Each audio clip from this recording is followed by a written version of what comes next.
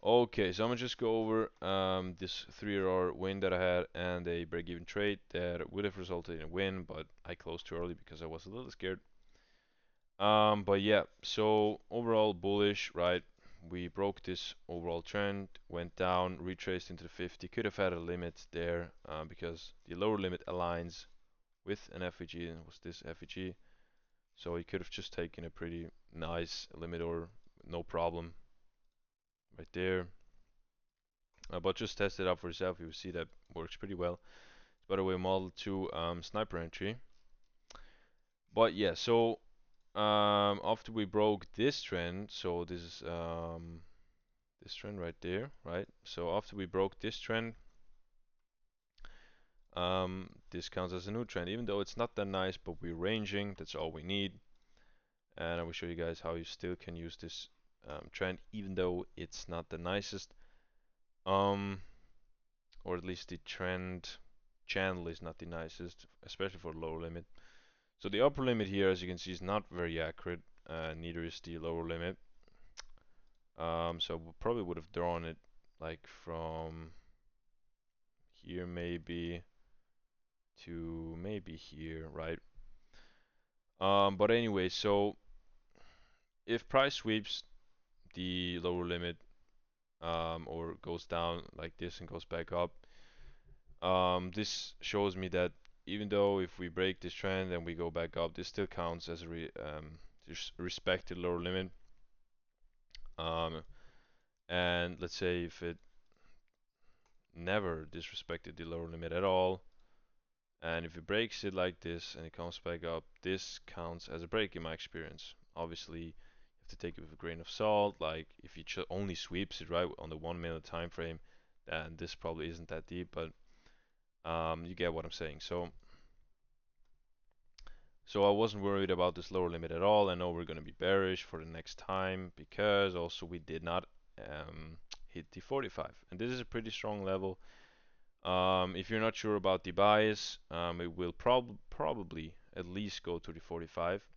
I obviously also had cases where it like wasn't going to the 45, um, and it reversed at like the 3A2 level, which is not on my fib right now, um, and then went up. But normally we'll go to the 45. So yeah, yeah. Now the bias was clear. Was very clear.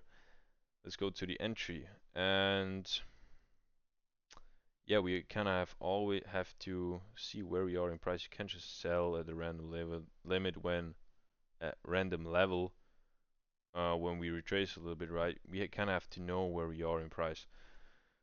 So yeah, what we had was a nice trend, very nice trend, respected whatever. And then we broke through it. So what do we do? Um, Model 4 and Model 5. Model 4 is the retracement, Model 5 is the continuation of a broken trend. In this case, it was a little weird. Model 5. Normally, I'm not used to taking broken trends in the same direction, right? I usually only take like Model 5s when something like this occurs, right? This is a nice Model 5. But in this case, we are ranging pretty heavily, right? And also with a, if you just like think a little bit, price won't continue this overall trend, right? It's not coming back and just continues to the 45. It broke it with a lot of volume, so it's probably continue in that sentiment to down there, right? So first of all, we invalidated this overall trend. Now let's go over the first entry that I took, and as always, I use these copy trend channels as my levels. So we have one level, and I think it was 3 levels. I'm not too sure to be honest. And okay, yeah, no, we don't need this. It was 2 levels, right? So this is not very accurate, but normally I would also take this. Depends on how previous structure always looks, but I take this, no problem. Um, and after a break like this, after the break of a candle, after break of a trend, um, we always expect retracement. No matter what, we always would expect retracement, especially with that much volume, right? Um, we broke this overall trend. Now you will see. Now you look for trends that are not like disrespected. For example, here, right? So you have maybe kind of like a lower limit or an additional confluence. You can take it off of. But as you can see here, we also broke this trend, right? So we're like double overextended, I'd say, which um, higher the probability for a good retracement. But you can also copy that and put it down there and let's see if it aligns. Probably does, but I'm not gonna do that right now. So, anyways, we had two breaks, and then yeah, pretty simple, waiting for retracement um, from the only trend that did not get disrespected, which was this trend, right? This was the trend which broke the overall. I just waited for a break, um, took it to that upper limit or the lower limit of the uptrend, or I would have taken it. But after we made like this retracement type of thing here, I was worried that we're gonna go down, make a retracement into the 50. I closed almost a break even, actually with a little bit of more, with a little profit. Um, and I would have entered down when we're at the 50 or something and took it up here.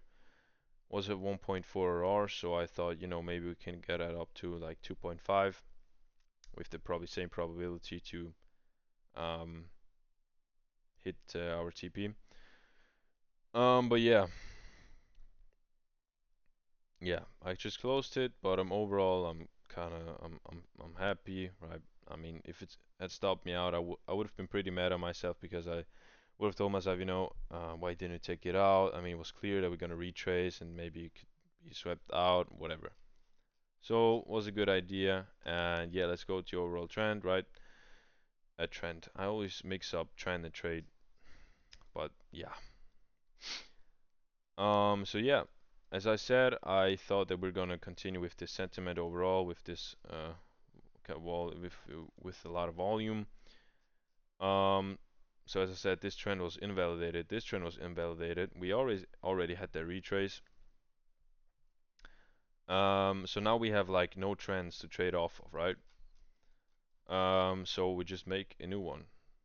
This is always what price does. We always redefine after retracement. This is the new trend, right? You cannot trade off this new trend because it is not formed yet, right? What we can use is your dear fib, right? If I don't have a um, if I don't have a trend, I just use my fib. Pretty simple. Now it does not um, align with any levels, but that doesn't matter. We go to that lower limit or the upper limit, as the Model 5 also um, it doesn't require it, but like predicts, I'd say. You can take your, or Model 4 goes back up to the lower limit, and then you can take your Model 5 down there. Um, so yeah, this would have been my take profit. Now we broke that additional confirmation, very good confirmation. As you can see, I marked that trade out near 6R. This would have been the Model 2 sniper entry again. Basically on the S&P, we had the same thing happening, invalidate a lot of trends. And then overall, what we actually did too was we invalidated this trend too, as we did previously. This is just a bigger trend. But as you can see here, we don't disrespect anything, so this counts as a break. And then what we did here, as the Model 2 requires, we go into the 50 or 45. As you can see here, oops. And then it just has to align with an FVG for a sniper. And as you can see, I hope this is accurate. Oh, now I have two levels. I don't know which one is the right one. Yeah, I think this is the right one. Is it? No, it's not. We have to put it there, right? So this is accurate. Let's see if it aligns. Yeah, so we have, as you can see here, this is an FEG, but overall, like this is a whole FEG. So just take the, in this case, the higher one. Have your trade there, stop loss at the 50. Would have gotten stopped out or a little bit lower, but that didn't matter because I didn't take that trade anyways. I just want to validate my overall idea of my trade on Nasdaq. Um, and after we broke this, I said, you know what, I would take this solely based off of the S&P, and Nasdaq is also showing pretty good structure. So yeah, I just took that off the big candle. I actually wanted to enter earlier because we already broke this, but I waited for a close. Um, took that to that low, even though I should have probably taken it further. Um, but yeah, I wanted to go safe because it was a little late, and I was a little bit worried as based on my experience with volume at that time. But yeah, I could have probably taken that to the, as you can see here, to the 169 there.